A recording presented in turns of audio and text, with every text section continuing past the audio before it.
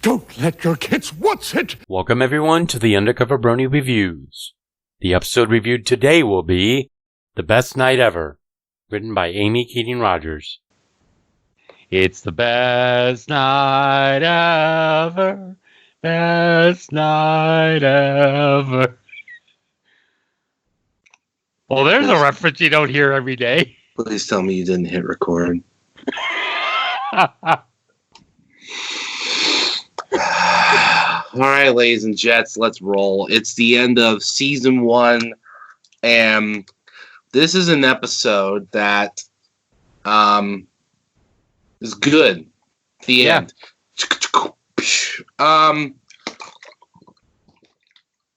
Chug. I wasn't sure what to think of this episode when I first saw it, just because. So when I started watching the show a long time ago, season 2 was still airing when I went back to watch season 1, and I remember hearing, "Holy crap, the season 2 finale! It's so bonkers! It's this 2-part epic," and I was like, "Huh." Well, this is just some slice of life crap, isn't it? This can't be too. I didn't think it'd be bad, but I was just like, hey, they have been building up to it all season, so some of that long-term booking, as wrestling fans say. And I think this is one of the best episodes of season 1. I don't think it makes top 10 of favorite episodes in the whole show, but it's maybe top 20, easily top 30. I think this episode's fun. Some of the stuff's dated, sure, in retrospect, but I think the episode hasn't aged all that bad. I still like this episode. Best night ever. The reason I like this episode so much is mainly for the fact that we have seen this kind of episode done in other shows before, where they're hyping themselves up for something and it doesn't meet their expectations. It's not as grand as they thought it would be. However, that's only half the episode. The other half of the episode is batshit insane, where they're just like, you know what? Fuck that. We're going to try and have a good night. The funny part, whatever we could do to make that work. The funny thing about this episode is that if you look at the themes of this episode and the themes of this season, this whole episode was real, and I'm really not trying to sound pretentious. This is legitimately what it was. This whole episode was about subverting expectations, right? Like Applejack was hoping to impress a bunch of rich people. Pinkie Pie was wanting to have a freaking party. Rarity wanted to have the old school girly fantasy of wooing the prince, a la Cinderella. Twilight, or if you want to say she was chasing some dick, just saying. That's what was happening. Twilight was trying to be all reserved and professional and be Celestia's number one. I don't know. Right hook there. Yeah. And then you have Fluttershy, who's like, ooh, I'm going to befriend all the animals. Rainbow Dash was pretty much the only one that was just kind of there to chill. But she just happened to meet the Wonderbolts. This episode also introduces a lot of not major players, but major pieces in the Friendship is Magic puzzle. This is the first time we see Spitfire. It's the first time we see what's his name? Soren? The guy. First time we see Soren. It's the first time we see Octavia. Which would, two of those people would be reoccurring characters throughout the years and play important factors in Rainbow Dash's development. And the other one is a background pony that from about 2012 to early 14 was one of the most popular characters in the show. The others were, Vinyl and Derpy. And Carrot Top to a sense, because I know people Carrot Top to a sense. Top. And Lyra and Bonbon to a certain degree. What I realized, LOL Rafflecopter, dude. Well, just talking about Lyra and Bonbon for a sec. one of the things that I find crazy is you kind of saw that as like a sort of will they, won't they background characters because they were always seen together and they Yeah, until Slice of Life, and I'm just like, dude, they didn't just do it; they have been doing it. They just didn't say it. exactly. And then by the end of the series, they're freaking married. Yeah, I almost forgot about that. You know, it's just like, wow, that's one hell of a development for a background element. I mean, seriously. It's the greatest love story ever told, dude. And I was right under our noses the whole I was time. gonna say it's a better love story than Twilight because that's a meme. That's like a 12-year-old meme. But is there anyone out there that ironically still likes Twilight that's not above the age of 15? I have no idea, but Like I I'm do just know. I do I feel know. like making fun of Twilight is like is as moot as making fun of the prequels at this point because it's been done so much. It's just like, oh, we get it. It's subpar media. Well, I mean, if you really think about it, remove the love triangle in Hunger Games, and it's about a televised fight to the death. Remove the love Yes. triangle in Twilight, and it's about a girl who moves to a town where it rains a lot. If you take out the love triangle and Divergent, I think it's still at least a nice sci-fi kind of post-apocalyptic. You can't get better than like parkour cops. That's awesome. So this episode, this is an episode that has a lot of style. You know what I mean? One of the best ways to explain that, not explain that, to showcase that is the song. How all six of them have an "I Want" song, and it's about to the gala, our dreams will all come true. And each of the six get a different music style. It's the same chord progression, but they get a different style, it's different air, and it comes together because this is when Daniel Ingram was still trying. And I rewatching season 1, and I'm gonna feel this way triple when we get to season 2, which has some of the best. This season has a lot of the best songs. Next season has most of the best songs, and then the other 6 seasons have and then the other 7 seasons have everything else. Well, I'll say this. The only thing that I'll say about the songs, and yes, we will go through the episode after this. The one thing I will say about the song, though, we should have a rank. We should have a ranking. We should subject ourselves to like the 6-hour compilation of every song throughout the season, and then make a tier list. Dude, that'd be awesome.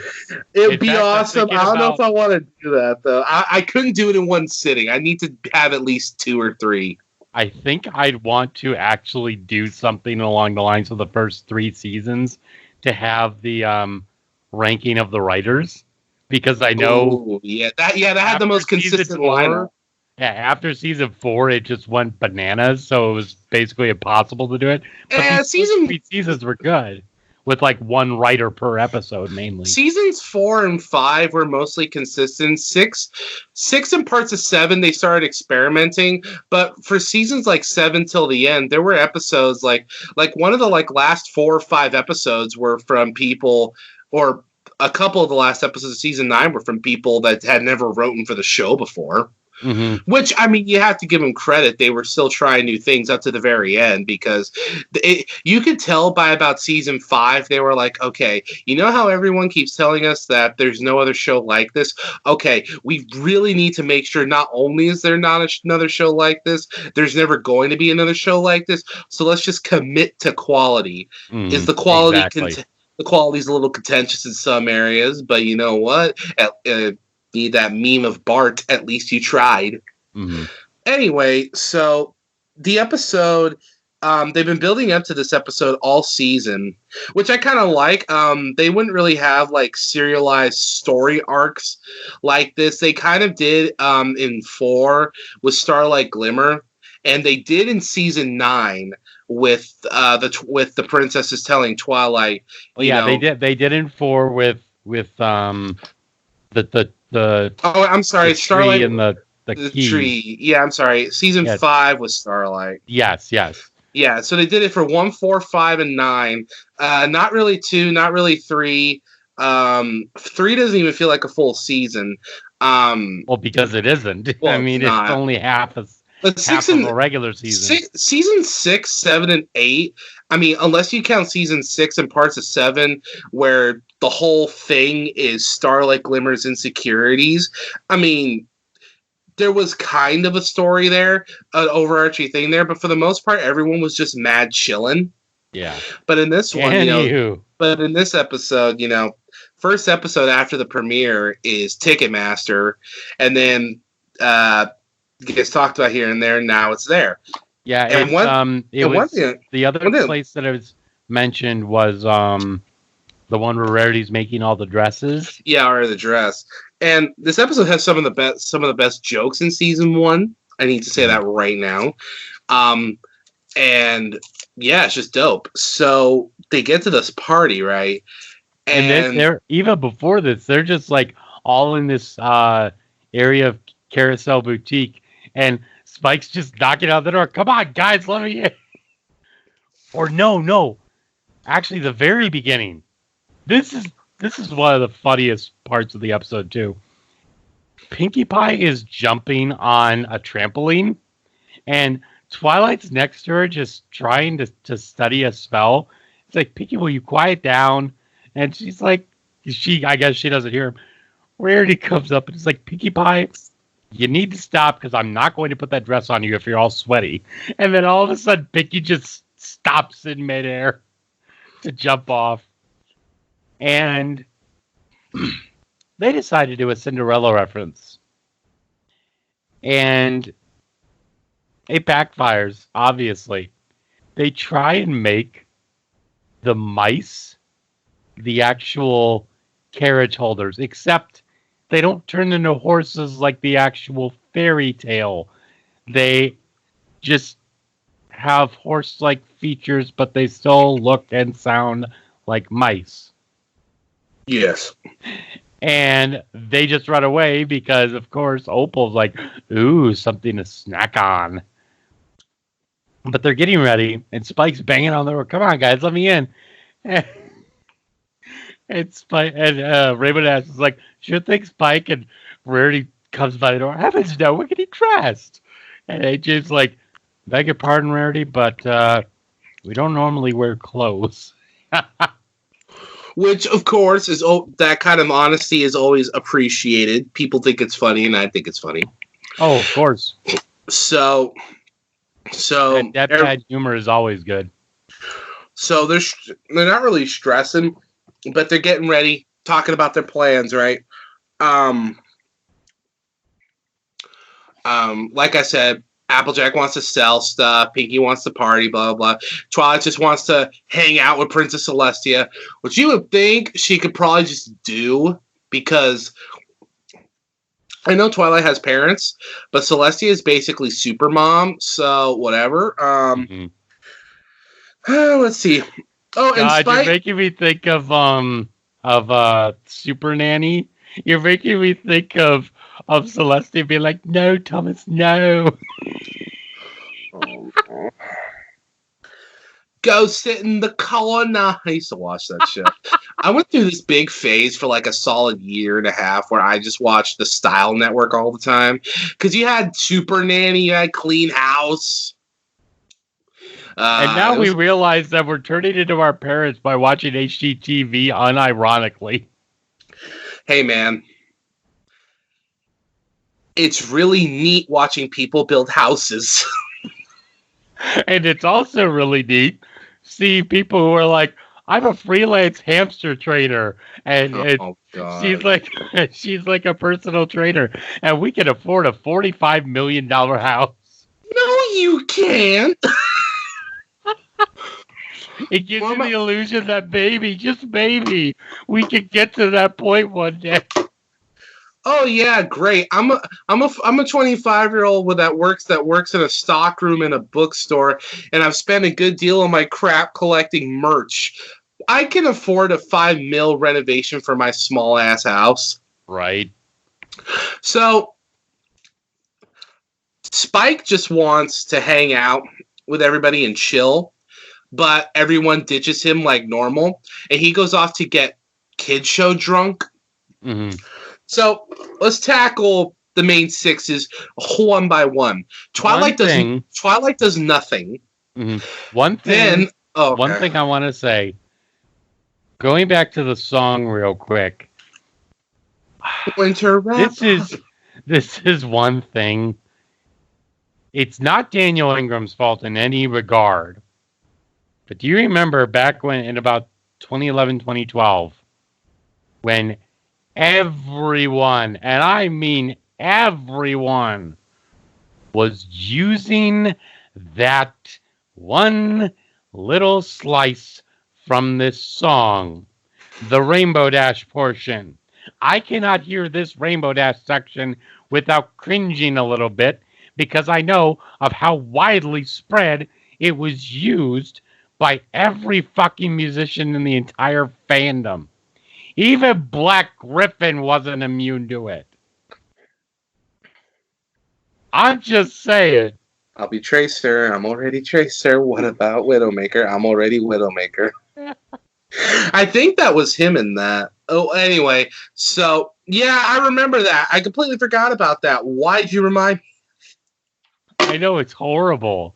I've been going again, down... it was the only, how could I put this? I think it was because it was the only, voice sampling of Rainbow Dash singing from that season. So that's probably why it was so much used. Till they gave her a Green Day pop punk song in Equestria Girls 2. Right. So, man. So, okay, so Twilight does nothing. She just stands there and sweats for how long are they probably there? For 6 hours. Pinkie Pie wants to get turned up, but the people are like, no, go violently penetrate yourself. And she's like, I shall be doing the penetration today with sick tunes. So she pulls Vinyl Scratch out of the abyss, throws on Death Grips, and then jumps into the mosh pit. Which that's actually not me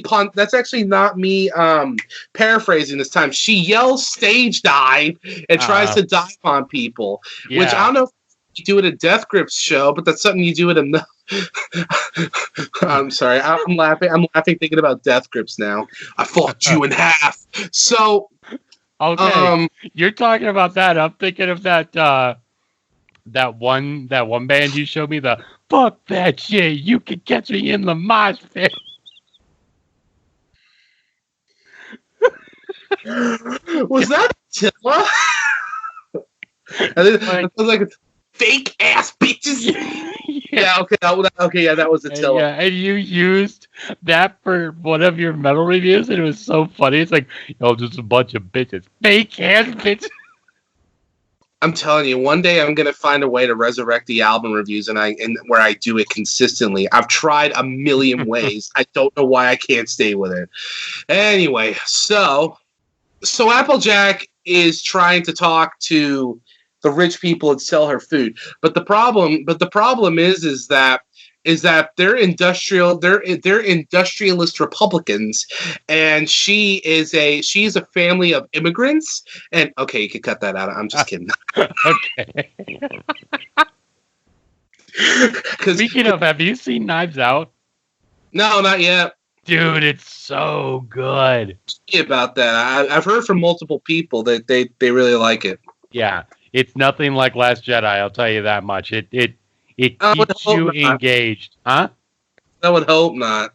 Yeah, it keeps you engaged, and it's not like trying to go in a million different places at once. But, someone said that it goes from a whodunit sort of story, switches tones near the end of the first act into kind of like a bit of a thriller, and then by the end of it goes back into a whodunit. It's actually really, really good. So, where is it? Oh yeah, so take 3. Yep. So Applejack's trying to sell her wares to some rich folk, but they're not having it. that's basically her story. I think her cart gets busted up by Pinkie Pie at some point. It's something along the lines of there is an actual area where all the food is, like the hors d'oeuvres and all that stuff. And Applejack's like way on the other side of the castle. So like people are coming by and they're just like, whatever, fuck you. But I love how she does a little bit of a buck to the cart and it just everything sets up right away. Especially with the little flags springing up. That was really funny. And the only one that even buys something is Soren, which I find awesome. That's where you get the my pie. And I gotta say, the voice which I remember seeing a lot of American Pie jokes for this episode. The voice actor for Soren. This is the only series that I enjoy this voice actor in. The two others that I can say that he's been in is that Dino Trucks thing that was on Netflix for a while. And, or no, that was like a DreamWorks thing or whatever. But he was also Ironhide in Transformers Energon. And you know how much of a little bitch he sounded in that show. Same thing with that. It's like, gotta go now. I'm just like, dude, shut up. But this one, it actually fits him really well. So I'm happy that there's one good thing I enjoy this voice actor in. No, wait. Yeah, Matt Hill, I thought so. That's Ed from Ed, Edd and Eddy. Wait, seriously? Yeah, I always get him and then Sam there's two shows that he's good in. I always get him and Sam Vincent mixed up for some reason, who's the voice of Double D. But yes, if you listen to Soren real closely, he kind of sounds like Ed without a mental handicap. Mm. Okay, so let me see here. Okay, so Fluttershy goes off into the woods pontificating upon the animals. Am I using that word right? No, but it sounds cool. She's off in the woods, and she's like, I want these animals to love me. The animals don't love her. And then she's like, you're going to love me. And the bronies loved that, and they made it a meme. I'm going to sound like a normie here. Do y'all remember Psycho Shy? Yeah, right. Or what was the other one? Like Flutter Crazy or something? Yeah, something like that. Yeah, dude. I gotta say, she's going and she's trying to use her like Snow White powers or whatever. But she's like, and she hears a whistling and she thinks it's a bird or something.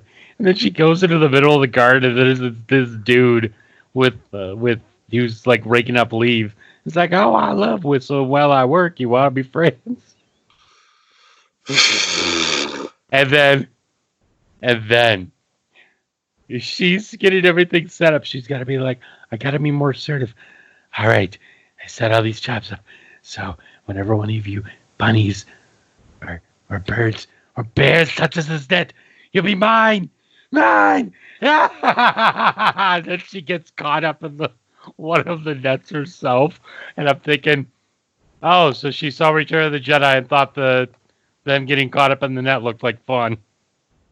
Good job, Chewie. Always thinking with your stomach. Rarity goes to Prince Blue Blood, and she's like, hey, Prince Daddy, pop this pussy. And and that goes over very poorly. But you know what? TV Tropes offers a very interesting counter view of that thing under accidental Aesop. Check this out. No, I'm sorry, alternative character interpretation. Was Prince Blue Blood really a Prince Charmless, or is it a jerk-ass act? One visitor posts that Prince Blue Blood's behavior isn't him being a Prince Charmless, but it's a gender role reversal of normal chivalrous conduct to show how unreasonable the romantic fantasies themselves are in the first place. Except most of the fandom sided with Rarity and spent years and instead spent the rest of the show calling, treating Blue Blood as an asshole and a moron. And the second point is more, it's the more widespread idea as to why he acts that way would be to stave off any gold diggers or social climbers trying to make use of his status, which is literally what Rarity was wanting to do. You know, she wanted to ride that dick so she could ride the social ladder.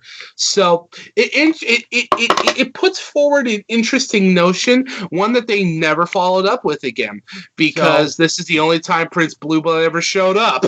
So he was less of a character and more of a metaphor for him being the prissy whatever, and Rarity being the unreasonable one.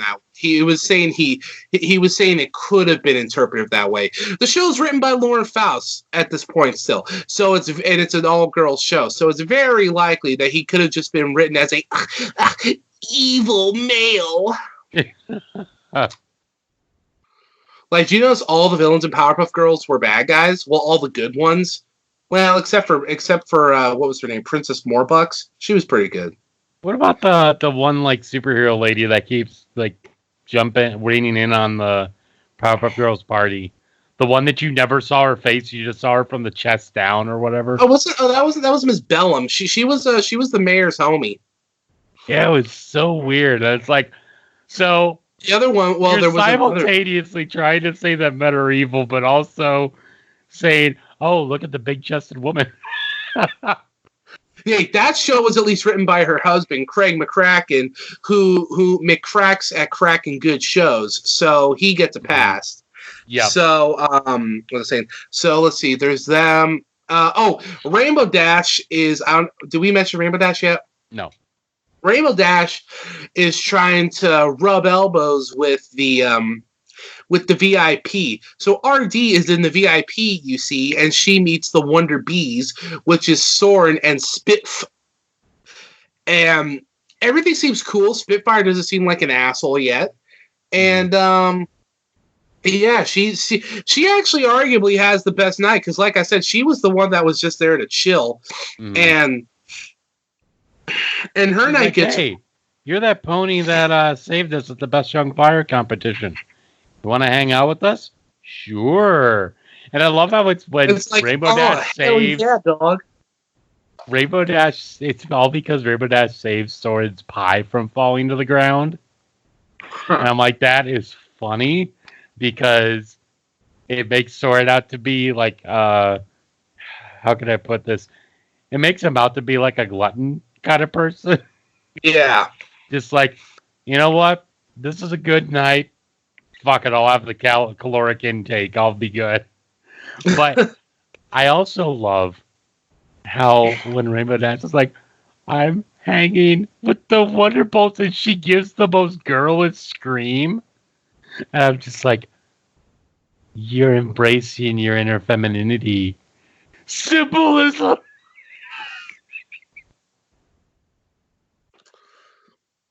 And that's basically everyone. Everything goes to shit, and the nights get ruined, kind of. But then they're like,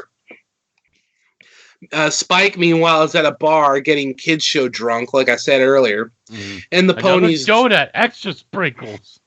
And the ponies join him, and he's like, bro, you guys ditched me. And they're like, yeah, our night sucked. And he's like, so you admit you're only here because your plans went to hell. And meanwhile, Princess Celestia shows up. She's like, dude, that was so rad. You guys lit that place up quite literally.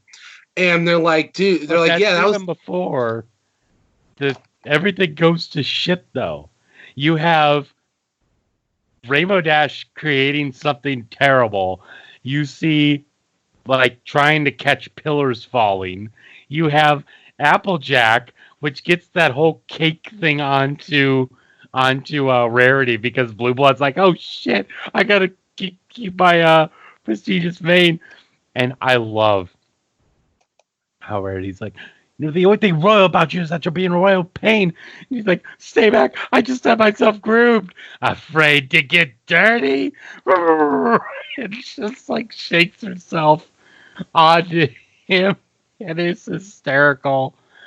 And I also love when Fluttershy comes in. You're going to love me. It was so good. They all went crazy, and it was awesome. It was pretty awesome. Yeah. So they're in the milk bar, basically. yes. And Celestia is like, dude, you guys are super cool. That was the best night ever. And they're like, haha. Meanwhile, Spike's like, wait a minute. But you guys like still left me alone. And you only hung out with me because it was the last resort. You didn't legit want to hang out with me. You did it, my little pony. Oh, man. So that was the best night ever. And it was the best episode ever. No, it was pretty good, though. I give this one a 9. Okay. I guess give this one 8.25. It was a lot of fun. I thought you were going to say 7 for some reason. Well, I was until you said a 9. I'm like, yeah, putting it at 7 is pretty low. But yeah, 8.25. This was a lot of fun. It avoided the big trope that this kind of episode carries, and actually makes something interesting out of it, which is already really good in my book. Yeah. Huh. Yeah. Next time, we're finally doing a retrospective of season 1. And boy, we're finally going to be able to talk about the episodes from later seasons that would fit so much better here. So until then, that's it from me, John. I'm really glad that you're the one in charge of keeping tabs of those because, oof. Yeah. So that's it from me, John. Give me snakeskin. And we will talk to you guys later. Peace out, Dragon. Adios.